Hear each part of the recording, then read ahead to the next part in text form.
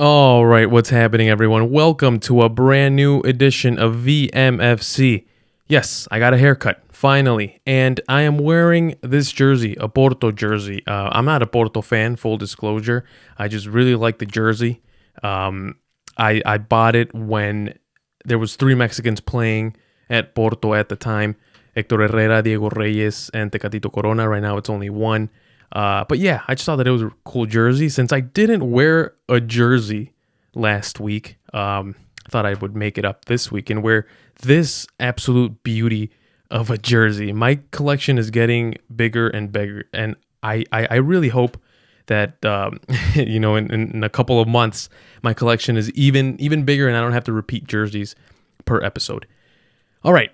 We have a great show for you all this week. I'll be honest, I didn't really prepare much for this.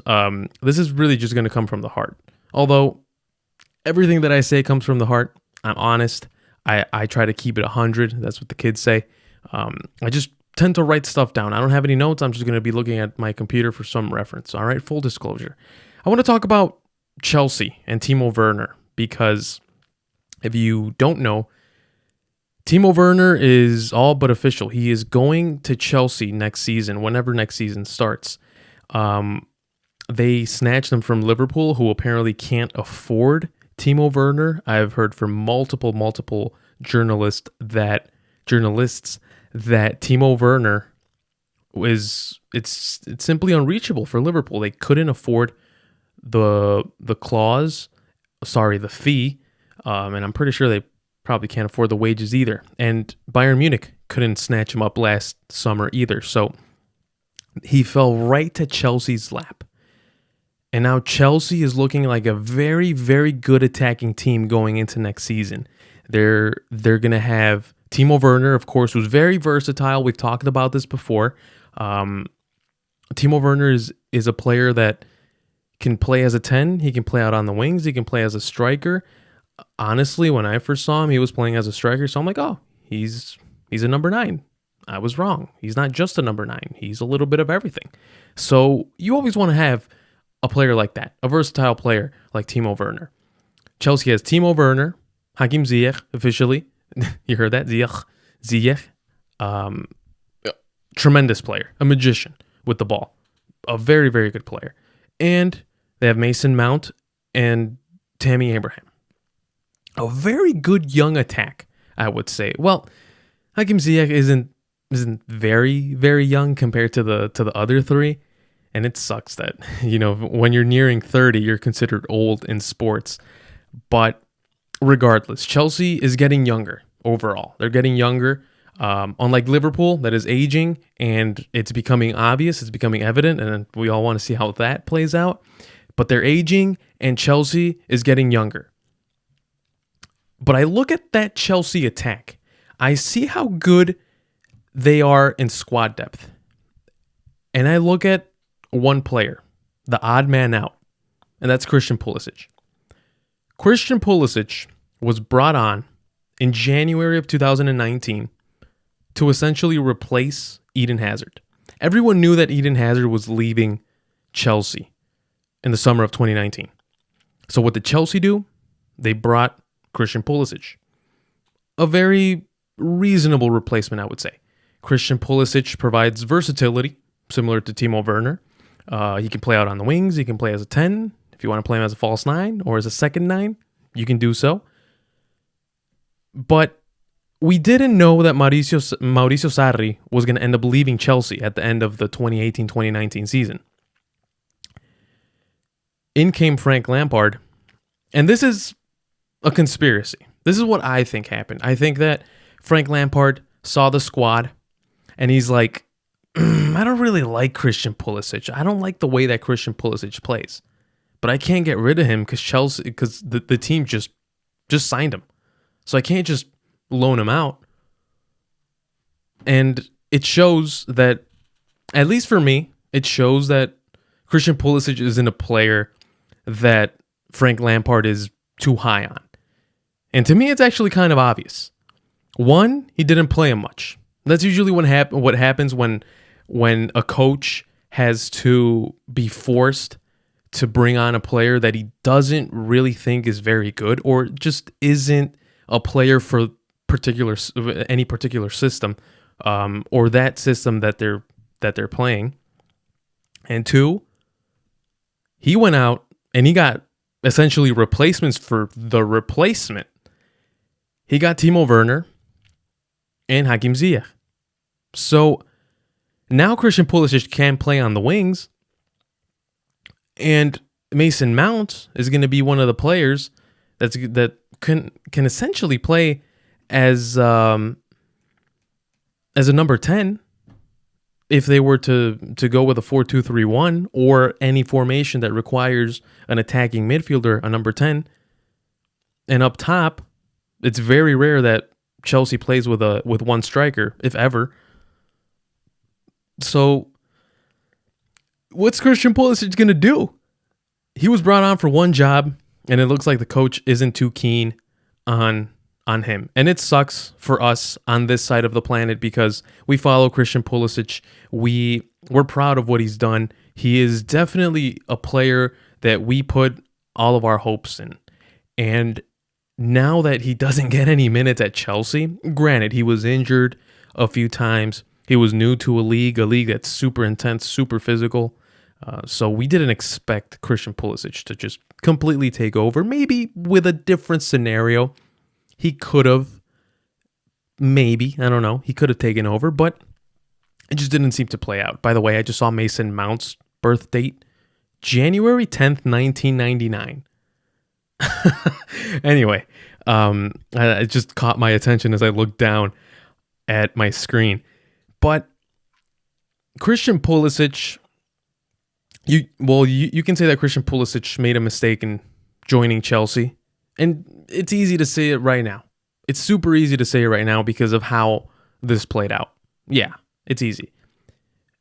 But back when it actually happened, when he actually signed, I thought it was an excellent signing for both Chelsea and for Christian Pulisic.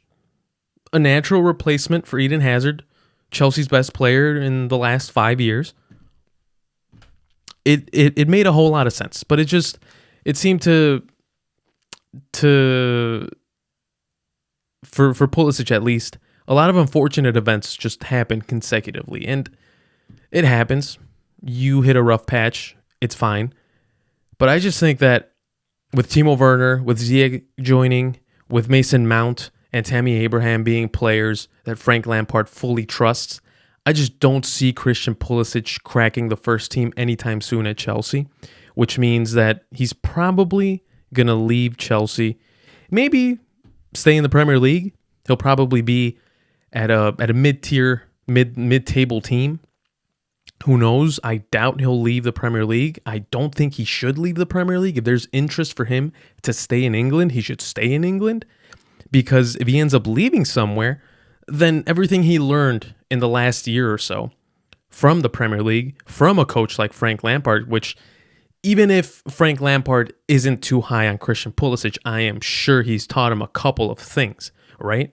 Whatever he has learned essentially is just going to go to waste because he's going to have to learn something completely different from a different league. Unless he goes to like the Bundesliga, then he kind of knows what happens there.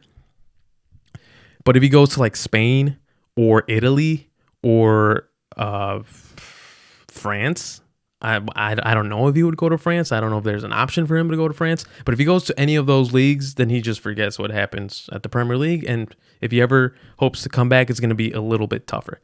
But yeah, also, real quick before I move on, Petr Cech, my goodness.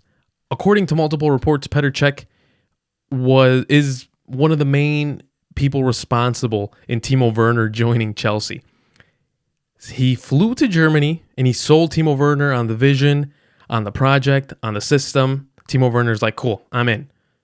Props to Petr Cech. Not only was he saving Chelsea as their goalkeeper, and I wouldn't say the same thing for Arsenal, but not only did he become a Chelsea legend on the pitch, he's probably going to become a Chelsea legend outside of the pitch as an executive or as a scout. Props to Petr Cech. He's good at everything that he does. My goodness. All right, let's move on. More transfer news. Donny van de Beek. If you guys know me, if you guys follow me on my social media, you guys know that I'm very high on Donny van de Beek. To me, he was a vital reason why Ajax had such success in the Champions League last season. And it's looking like Van de Beek is going to leave Ajax. The first thing that I have to say to that, how is he still at Ajax? Why didn't more teams ask for Donny van de Beek last summer? Maybe his price would have been higher. But according to reports, I mean, he was going to go to Real Madrid for like 40 million euros. Now his price got even higher. 55 is what the rumor is saying. Maybe 40. So anywhere between 40 and 60 million. You're not going to get him for cheaper. Not even amidst the pandemic.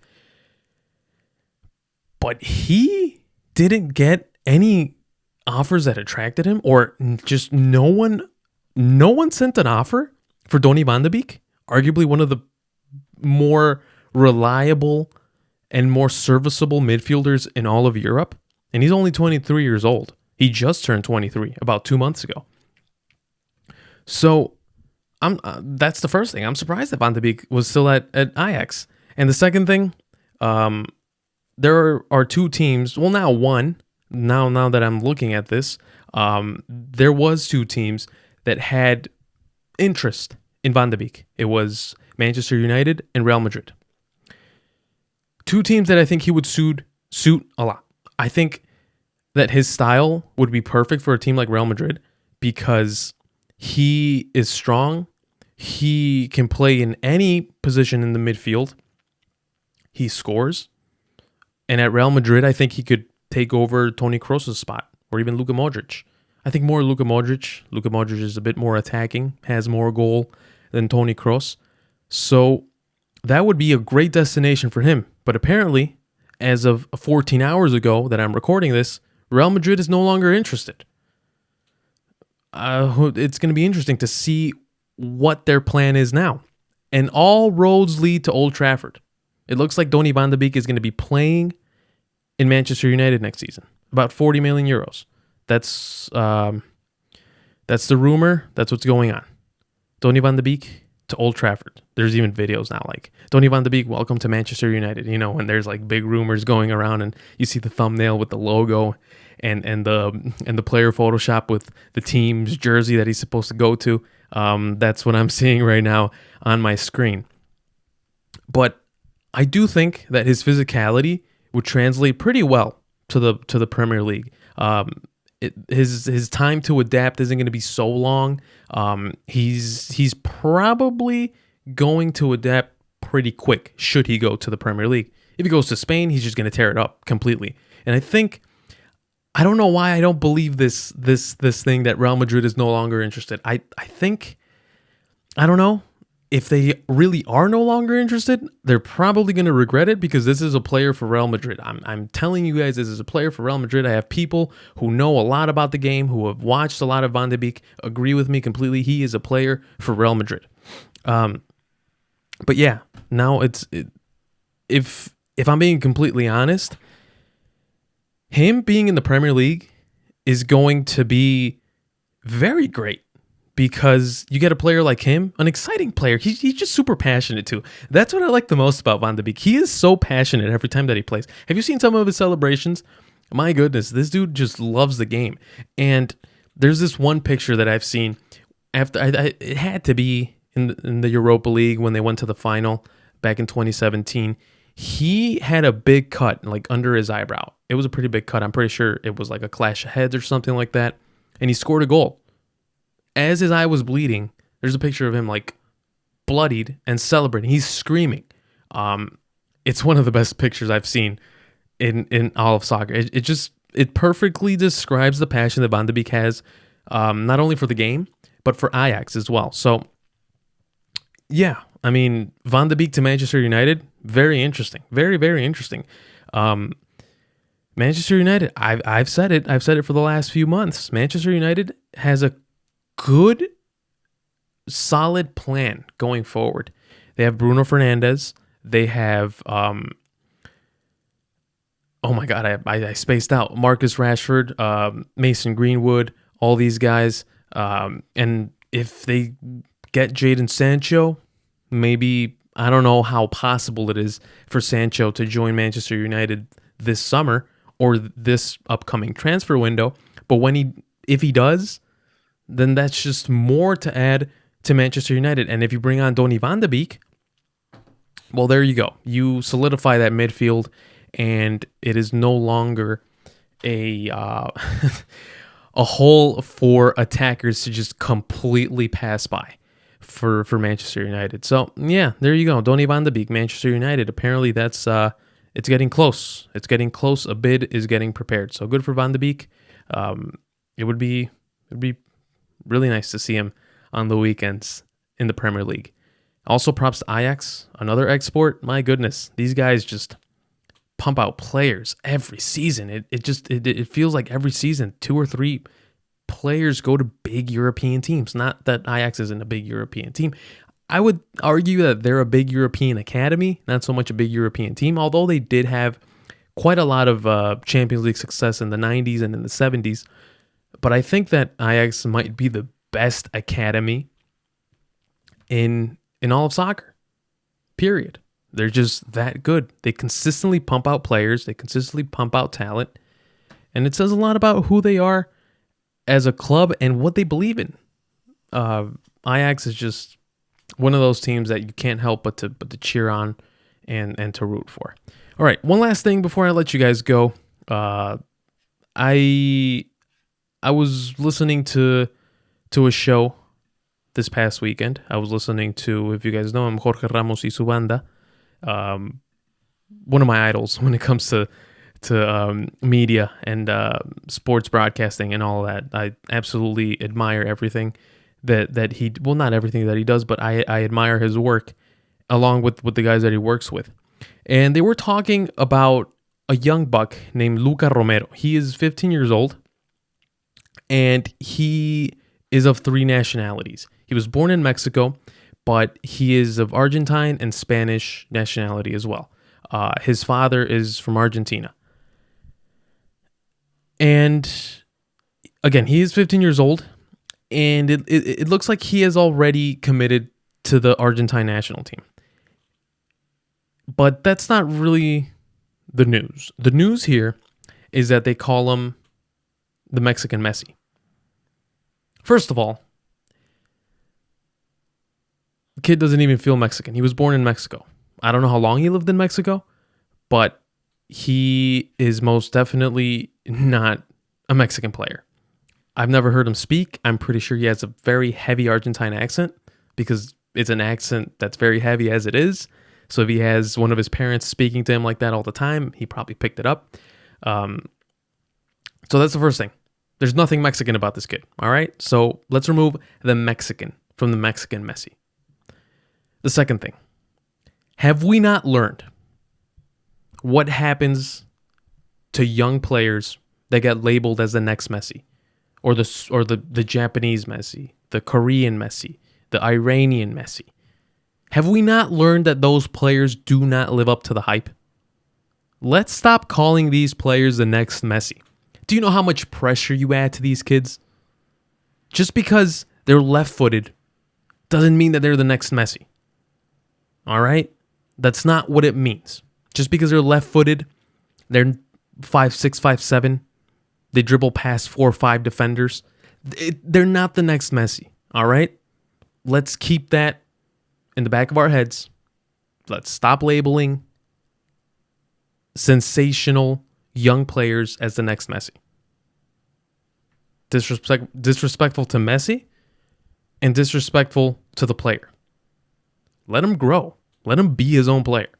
Let's stop comparing him to anyone else or labeling him as the next so-and-so. So this doesn't only apply to the next Messi. It applies to, I've heard the next Ronaldo with Joao Felix, the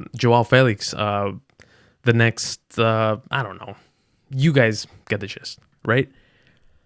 And also, I mean, a part of the reason why they call him the next Messi is because, of course, he's already played for Argentina, and he plays in Spain.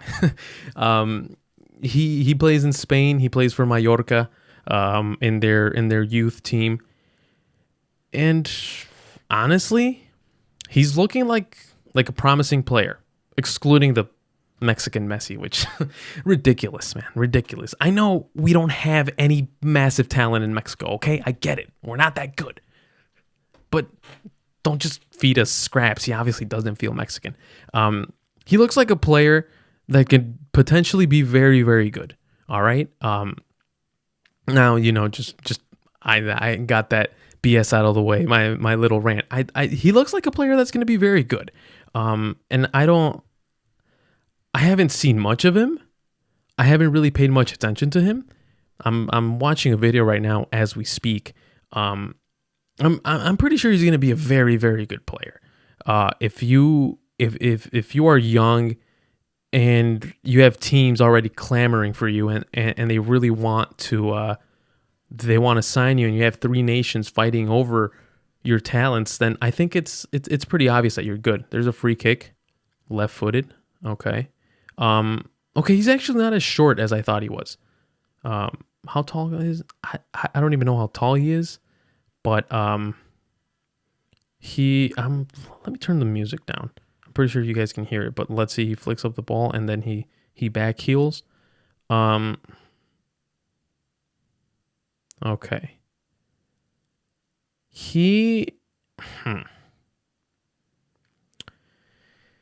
I don't get Messi vibes from him. I really don't. They don't even run the same. I get more. Why'd he do that? There's this play. He gets the ball like at midfield. He makes the run, gets the ball like at midfield, takes on a defender, and then from like just before entering the final third of the attacking, he just takes a shot. Poor decision making. But he's like 13, right here at least.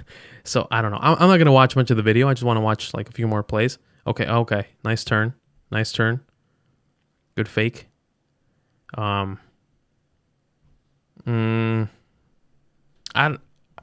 mean, I understand why they call him the Mexican Messi or the next Messi. I think that's more appropriate. I kind of understand why.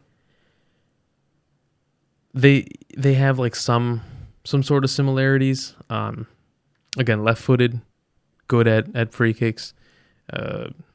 Very, very tricky. But I think that this guy's a little taller, more physical. Even though Lionel Messi, as he's gotten older, he's become a much more physical player.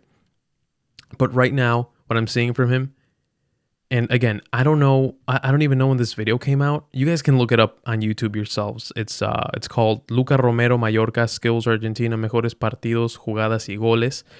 This video's from March of 2020. So I'm pretty sure the footage has to be about 5-6 months old.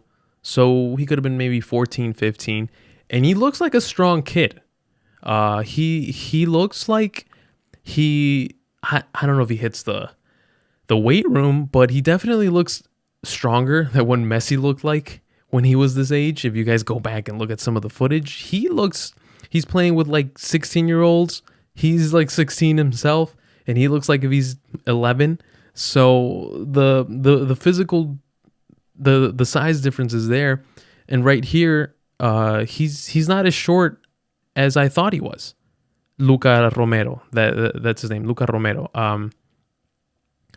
He also, I haven't seen him play much down the wing. He looks like he just kind of roams around freely. That's kind of what he does. But yeah, I want to see some of the comments. Okay, he looks slow compared to young Messi. Okay, the very bright future. Barca should sign him. All right. Okay. So, yeah. Here's this comment, and then I'm going to wrap it up. It says, Messi, only with the haircut and the number. That's the only similarity. Those are the only similarities. Okay. All right. Too much fun. It sounds like I'm trashing and completely ripping him apart. I am not. I hope he does really well. He's about my brother's age. So just be careful. And I'm telling him, if my brother ever finds him, if they ever play, oh my God, no, I'm just kidding. Yeah, he's about my brother's age. So I'd love to see the new generation come out, and I like to see these players emerge, not out of nowhere, but I really like to see these young players establishing themselves when they're still teenagers. I think that just makes their careers a little better because we've known of them. We know what they do, and we know what to expect. It can make it better. It could also make it worse because they don't live up to the expectations, and we all know how that goes. But I wish him the best of luck, honestly. Luca Romero, I hope he does well. I hope he becomes a really, really good player. Argentina's been needing talent, especially in the youth levels. They haven't really produced much, and we know that Argentina is a country that produces a lot of soccer players. They haven't done so in the last couple of years, and it's shown with the U20 World Cup and the U17 World Cup. Before they were world champions, Messi won a U20 World Cup in 2005, and Argentina hasn't been able to reach that level anymore, at least in the last 5-6 years. They haven't been doing it so well, and that might be a little bit frustrating for the Argentine people who are so needing, not needy. So they might be needy. I don't know, but they always need to have an idol. They need to have a point of reference whenever they are watching their club or their national team. Best of luck to Luca Romero. I hope he does really, really well in his career. All right, ladies and gentlemen, that'll do it for me. You can follow me on Twitter and on Instagram at AlexPerezFC. Subscribe to the YouTube channel, youtube.com/veteransminimum. Follow us on Twitter and on Instagram at veteransminimum. Like our Facebook page, facebook.com/veteransminimum. Subscribe to the podcast as well on Spotify and on Apple Podcast. You can pledge on our Patreon, patreon.com/veteransminimum. There's a lot of cool stuff that comes out right there on our Patreon. And yeah, that'll do it. That'll do it for me. This was fun. I liked it. I thought it was pretty fun without having a set of notes right here, all from the heart, as they say in wrestling, shooting from the hip. All right, ladies and gentlemen, that'll do it. I hope you all have a great rest of your week. Take care. Goodbye.